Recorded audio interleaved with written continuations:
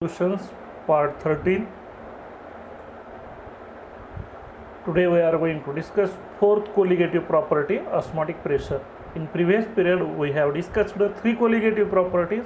First is vapor pressure lowering, second is boiling point elevation, and third is freezing point depression. चौथी आजपासून आपण property colligative property चालू करणार आहोत. Osmotic pressure. आपल्याला सांगितलं की प्रत्येक कोलिगेटिव्ह प्रॉपर्टीचा उपयोग हा आपल्याला ज्याचा फॉर्म्युला माहीत नाही असा जो अननोन सोल्यूट असतो त्याचं मोलार मास काढण्यासाठी होत असतो. ऑस्मॉटिक प्रेशर अशीच एक कोलिगेटिव्ह प्रॉपर्टी आहे जिचा आपल्याला आता स्टडी करायचा. Besides the boiling point elevation and freezing point depression, the osmotic pressure is associated with vapor pressure lowering and can be used to determine molar mass of dissolved solutes. जसं boiling point elevation आणि freezing point depression vapour प्रेशरशी related होतं, osmotic प्रेशरसुद्धा vapour pressure लोअरिंगशी related आहे आणि त्याचा उपयोग आपण अननोन सोल्यूटचं किंवा डिझॉल्व्ड सोल्यूटचं मोलार मास काढण्यासाठी करू शकतो. The osmotic pressure phenomenon involves the use of semi-permeable membrane. Osmotic प्रेशरचा जो फेनोमेनन शिकायचा असेल तर आपल्याला अगोदर सेमी परमेबल मेम्ब्रेन म्हणजे काय ते शिकावं लागेल, कारण ऑस्मॉटिक प्रेशरच्या फेनोमेननमध्ये हे अतिशय आवश्यक असणारी गोष्ट आहे सेमी परमेबल मेम्ब्रेन. मेम्ब्रेन म्हणजे पडदा, सेमी परमेबल म्हणजे काही जणांनाच परमिट करणारा, अलो करणारा, सेमी म्हणजे निम्म्या जणांनाच परमिट करणारा मेम्ब्रेन म्हणजे पडदा. बघूया आपण त्याचे डिटेलमध्ये definition. Semi permeable membrane, it is a film, तो एक असा पडदा असतो. सच ॲज सेलोफेन, सेलोफेन सारखा, which has pores large enough to allow the solvent molecules to pass through them. त्याच्यामध्ये जी छिद्र असतात, जे होल्स असतात, पोअर्स असतात, ते फक्त आणि फक्त सॉल्वंट मॉलिक्युल्सलाच त्याच्यामधून जाऊ देतात, सोल्यूट पार्टिकलला अजिबात जाऊ देत नाहीत. असा जो पडदा त्याला म्हणतात सेमी परमेबल मेम्ब्रेन. म्हणजे हा पडदा असा आहे की समजा ह्या पडद्यात आपण एक बिकर घेतला, त्या बिकरमध्ये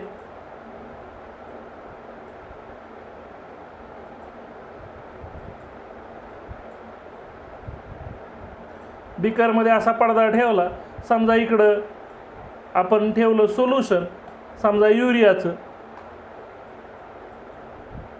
तर ह्या युरियाच्या सोल्युशनमध्ये युरियाचे पण मॉलिक्यूल असणार आणि पाण्याचे पण मॉलिक्यूल असणार समजा सोल्युशन. तर हा पडदा फक्त पाण्याच्या मॉलिक्यूलला जाऊ देतो, म्हणजे फक्त सॉल्वंट मॉलिक्यूलला जाऊ देतो, युरियाच्या मॉलिक्यूलला जाऊ देत नाही, म्हणजे सोल्यूट पार्टिकलला तो अलो करत नाही. म्हणून फक्त तो सोल्युशनमधल्या फक्त सॉल्वंट मॉलिक्यूलला अलो करतो, सोल्यूट पार्टिकलला अलो करत नाही. म्हणून अशा पडद्याला म्हणतात सेमी परमेबल मेम्ब्रेन.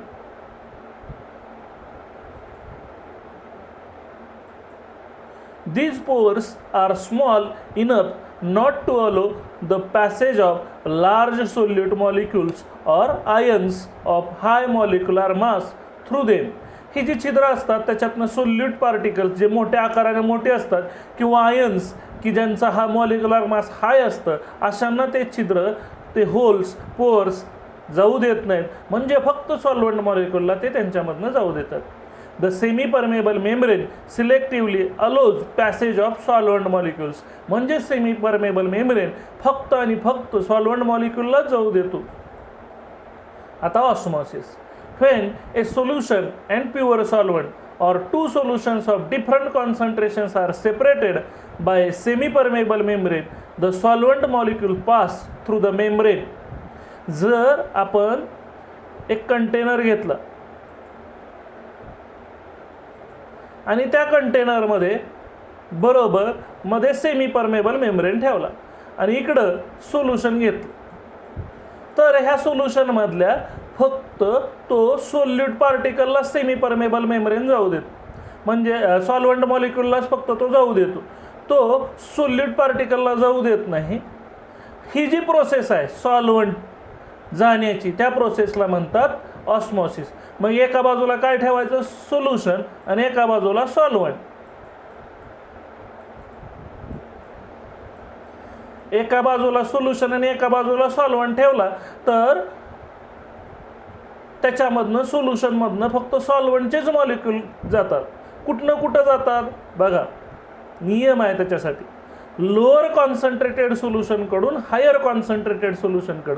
म्हणजेच तो फ्लो इकडून इकडं पण असतो आणि इकडून इकडं पण असतो, पण सॉल्व्हंटकडून सोल्युशनकडं फ्लो जास्त असतो आणि म्हणून नेट फ्लो हा सॉल्व्हंटकडून सोल्युशनकडं. म्हणजे इकडून 10 मॉलिक्यूल जात असतील तर इकडून 2च मॉलिक्यूल जातात, म्हणजे नेट 8 मॉलिक्यूल इकडून इकडं जातात.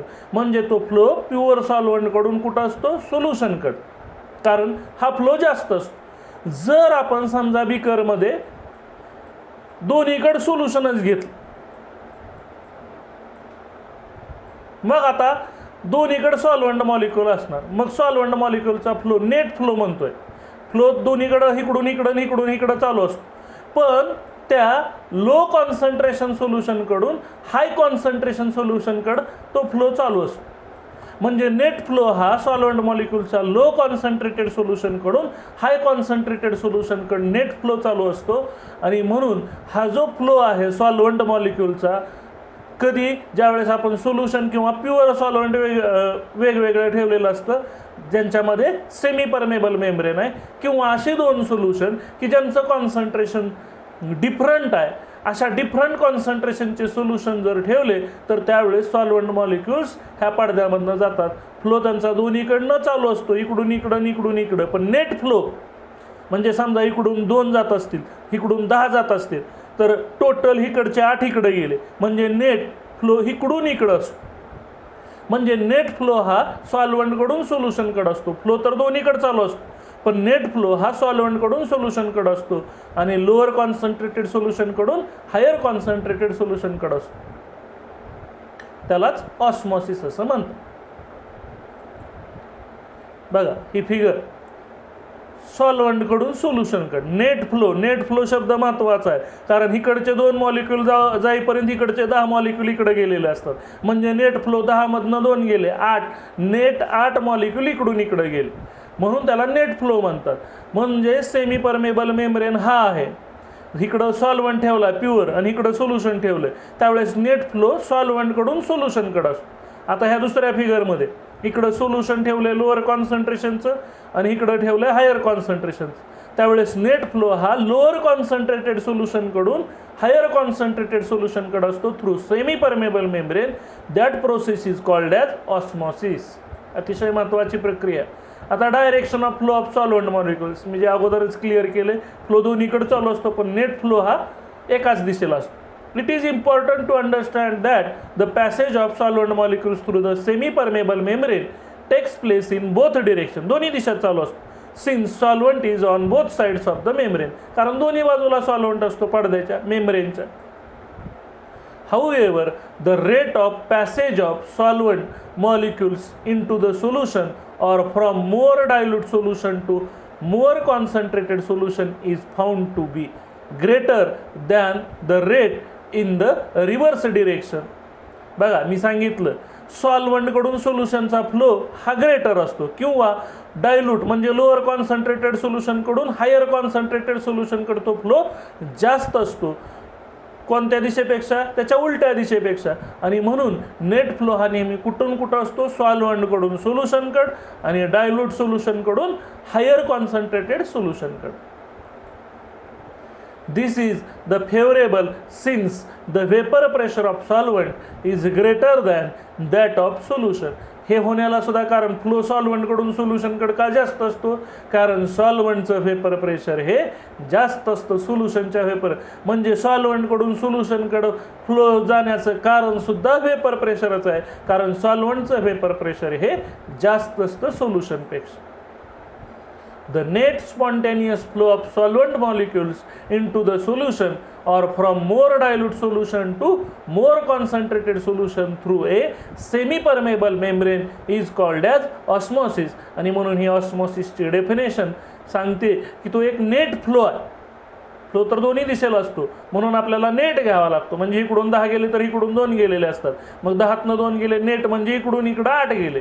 The net spontaneous flow of solvent molecules in to the solution or from more dilute solution to more concentrated solution through a semi permeable membrane is called as osmosis. As a result of osmosis, the amount of liquid on the pure solvent side or more dilute solution side decreases. Consequently, the amount of liquid on the other side increases. This results in a decrease the concentration of solution. Flow कुठनं कुठे गेलेला असतो आपल्याला माहित आहे. Flow हा सॉल्व्हंटकडून सोल्युशनकडे गेलेला असतो, म्हणजे सॉल्व्हंटच्या बाजूचं सोल्युशन कमी होणार.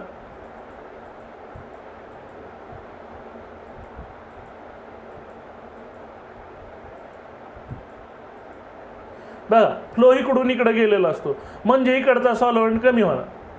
इकडचा सॉल्व्हंट कमी झाल्यामुळं इकडं सोल्युशन वाढणार आहे.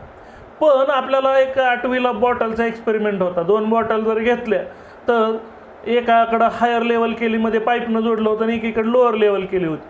तर हायर लेवलचं पाणी इकडं लोअर लेवलपर्यंत लगेच व्हायचं. कधीपर्यंत व्हायचं? दोन्हीची लेवल सेम होईपर्यंत. ऑस्मॉसिसमध्ये सुद्धा सेम होतं. समजा सॉल्व्हंट आणि सोल्युशनमधला हा फ्लो सॉल्व्हंट मॉलिक्यूलचा कधीपर्यंत चालू राहतो? जोपर्यंत दोघाचं कॉन्सन्ट्रेशन सेम होत नाही तोपर्यंत. म्हणजेच समजा हे 0.1 मोलार कॉन्सन्ट्रेशन असेल आणि हे 0.2, तर हा इकडून सॉल्व्हंटचा फ्लो मॉलिक्यूल चालू होतो जोपर्यंत ह्या दोन्ही सोल्युशनचं कॉन्सन्ट्रेशन सेम होत नाही तोपर्यंत हा नेट फ्लो चालूच असतो. जसं आपल्याला 8वीमध्ये बॉटलचा एक्सपेरिमेंट होता, मध्ये पाईप जोडलेला होता. एका बाजूला तुम्ही पाणी भरलं हायर लेवल की हायर लेवलकडून लोअर लेवलकडे पाणी वाहतं, पण कधीपर्यंत वाहतं?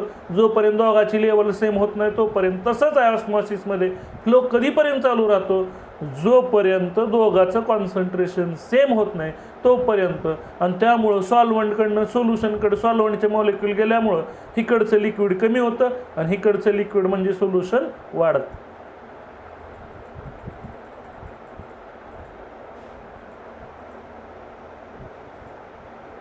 Thank you.